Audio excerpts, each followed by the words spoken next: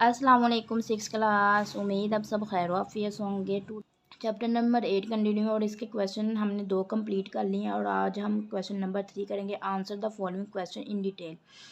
First जो question है, what is the difference between the potential energy and kinetic energy, give 2 examples.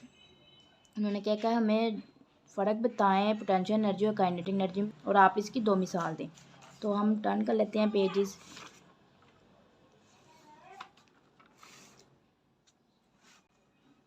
First जो हमारे पास है वो है, उन्होंने पूछा है पोटेंशियल एनर्जी और काइनेटिक एनर्जी। फर्स्ट जो हमारे पास है वो potential energy. Potential energy is energy that is stored in object due to its position. किसी भी ऑब्जेक्ट में इसके पोजीशन की वजह से जो इसके अंदर एनर्जी मौजूद होती है उसको पोटेंशियल एनर्जी कहते हैं। It is written as a P, और इसको हम किसके साथ डिनोटेड करते हैं, पी ई, कैपिटल पी और कैपिटल ई से डिनोटेड करते हैं। इसकी हमने 2 एग्जांपल देनी है। When we stretched a rubber band और lifted a stone some height, जब हम किसी एक ग्लेड से एक पत्थर के पीस को पकड़ के खींचते हैं। एनर्जी इज स्टोर इन दूस ऑब्जेक्ट, जो एनर्जी है वो इस ऑब्जेक्ट में स्टोर हो जाती है। The energy is called potential energy, और वो एनर्जी जो इस तने हुए रबड़ के अंदर रखी हुई चीज़ के अंदर स्टोर होती है वो पोटेंशियल एनर्जी होती है। अ brick on the ground can not do any work, कोई भी ईंट है वो कोई भी काम नहीं कर सकती। But when we raise the some brick energy store in it, जब हम किसी भी हाइट पे एक ईंट को ले जाते हैं तो इसमें जो एनर्जी स्टोर होती है वो पोटेंशियल एनर्जी होती है। It the brick can do work due to इस पोटेंशियल एनर्जी, और वो पोटेंशियल एनर्जी की वजह से ब्रिक मूव कर सकती है। देन उन्होंने जो हमें नेक्स्ट उसका क्वेश्चन का नेक्स्ट क्वेश्चन है उसने पूछा हुआ है kinetic energy. Kinetic energy, energy in a body due to motion is called kinetic energy. उन्होंने कहा किसी भी चीज़ में हरकत की वजह से जो उसमें मौजूद एनर्जी होती है उसको काइनेटिक एनर्जी कहते हैं। उन्होंने एग्जांपल दो पूछी हुई, a moving bus and running tap water possess kinetic energy. कोई भी मूव करती हुई बस और चलता हुआ नल में क्या मौजूद है, काइनेटिक एनर्जी। इसको हम किससे डिनोटेड करते हैं, कैपिटल के और कैपिटल ई से डिनोटेड करते हैं। The amount of kinetic energy depend on the mass of the object and its speed. ये किसी भी चीज़ के ऑब्जेक्ट और उसके मास के ऊपर डिपेंड करती है। अगर हैवी चीज़ है तो वो कम, उसमें काइनेटिक एनर्जी होगी। अगर उसका मास लो है तो वो उसमें काइनेटिक एनर्जी ज़्यादा होगी। इसकी हमने 2 एग्जांपल देनी है। The world is full of movement, moving object having kinetic energy है।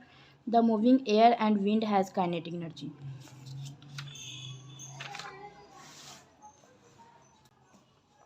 Can move leaves and twig of the tree. इसमें हम बहुत सी एग्जांपल आ जाती है काइनेटिक एनर्जी की, जैसे कि टैप वाटर है, मूविंग बस है, ये सारी किसकी एग्जांपल है, काइनेटिक एनर्जी। नेक्स्ट उन्होंने जो हमें क्वेश्चन पूछा है, define and explain the law of conservation of energy. हम लॉ ऑफ कंजर्वेशन को एक्सप्लेन करना है और इसकी डेफिनेशन बतानी है। इसके लिए हम मूव कर जाते हैं लॉ ऑफ कंजर्वेशन वाले टॉपिक पे ऊपर। लॉ ऑफ कंजर्वेशन का रूल ये है कि ना तो हम एनर्जी को पैदा कर सकते हैं ना ही हम इसको तबाह कर सकते हैं। बस ये जो एनर्जी है वो एक फॉर्म से दूसरी फॉर्म में तब्दील हो जाती है। इसकी हम डेफिनेशन देख लेते हैं। Energy can not be made और can not be destroy. Energy को ना तो हम पैदा कर सकते हैं ना ही हम तबाह कर सकते हैं। But energy can change from one form to another, लेकिन वो एनर्जी जो एक शक्ल से दूसरी शक्ल में तब्दील हो जाती है। This fact is known as the law of conservation of energy, और इस लॉ को क्या कहते हैं, लॉ ऑफ कंजर्वेशन एनर्जी कहते हैं, कानून बकाए एनर्जी कहते हैं।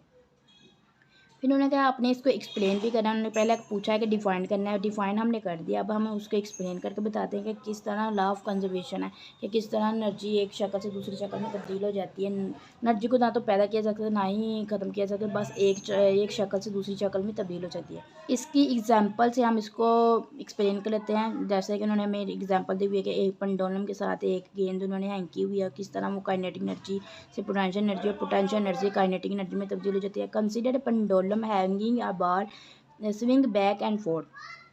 उन्होंने कहा कि पेंडुलम है जिसके साथ हमने एक बार को अटैच किया जो कि मूव करती है आगे और पीछे। When the bob stop for a moment at the highest point in its swing it has no kinetic energy. उन्होंने कहा जब ये एक बुलंदी पे होता है तो इसके अंदर कोई भी काइनेटिक एनर्जी मौजूद नहीं होती। यहाँ ये लिखा हुआ the energy is all the potential, और इस मुकाम पर इसकी जो पूरी की पूरी एनर्जी होती है, इस मुकाम पर जो इसकी पूरी की पूरी एनर्जी होती है पोटेंशियल एनर्जी, क्योंकि हाइट की वजह से कोई भी एनर्जी हो तो पोटेंशियल एनर्जी ही होती है।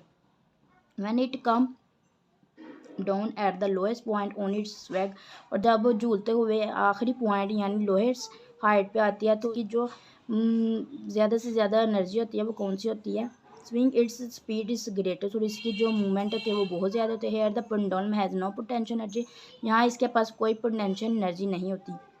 The energy is all kinetic, और यहाँ जो इसकी फुल एनर्जी होती है वो काइनेटिक एनर्जी होती है, क्योंकि ये यहाँ बहुत ज़्यादा स्पीड के साथ मूव कर रहा होता है और यहाँ इसकी कोई भी हाइट नहीं होती, इसी वजह से ये जो होती है फुल काइनेटिक एनर्जी होती है। द पेंडुलम कीप स्विंगिंग, और इस तरह ये पेंडुलम मूव करता रहता है, changing the form of energy, और एनर्जी की मुख्तलिफ अशकाल में तब्दील हो जाता है। But the total amount of energy remain constant, लेकिन जो इसकी टोटल एनर्जी होती है वो एक जैसी रहती है, तब्दील नहीं होती। फिर उन्होंने कहा when after long time the pendulum stop it's swing, कुछ देर गुजरने के बाद ये जब पेंडुलम अपनी मूवमेंट को बंद करता है तो व्हाट हैपन टू इट्स, और यहाँ एनर्जी कहाँ जाती है। इन दिस एनर्जी लॉस्ट, क्या एनर्जी ख़त्म होगी। तो कभी भी आप आंसर का क्वेश्चन दे रहे हो तो क्वेश्चन का आंसर दे रहे हो तो ये क्वेश्चन वाले मार्क वाले आप क्वेश्चन नहीं करते, ये काट देते हैं, नो भी आप रिमूव कर दें।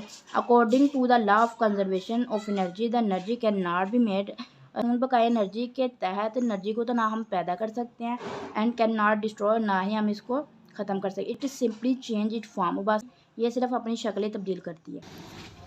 आई hope to understand this lecture, thank you.